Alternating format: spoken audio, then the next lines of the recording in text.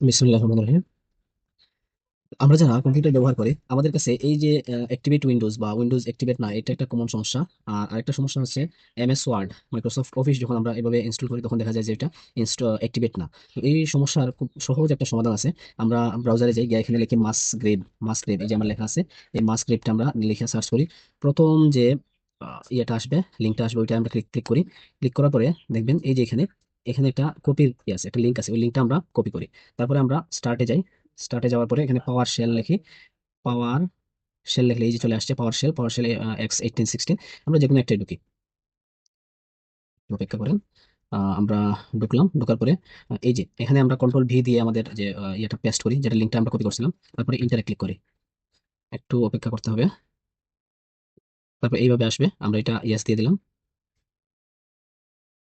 তারপরে এই যে এখানে দেখেন, আমরা যদি এক এক দিই তাহলে উইন্ডোজ অ্যাক্টিভ হবে, 2 দিলে আমরা অফিস অ্যাক্টিভ হবে। তো আমরা এক দিয়ে দিই। আমার আমার এটা অলরেডি অ্যাক্টিভেট আছে। তারপর আমি দেখাই এক এক দিলে কিভাবে আসে। এই যে লেখা আসছে Windows 11 home single language is already permanently activated. যদি আপনার ওইটা অ্যাক্টিভেটেড না থাকে তাহলে আপনার আপনার ইয়েটা হয়ে যাবে, অ্যাক্টিভেট হয়ে যাবে। আপনি যদি 2 তে ক্লিক করেন তাহলে আপনার অফিসটা অ্যাক্টিভেটেড হয়ে যাবে। তো এইভাবে আমরা এই মারাত্মক একটা সমস্যা থেকে সমাধান পেতে পারি। ধন্যবাদ সবাইকে।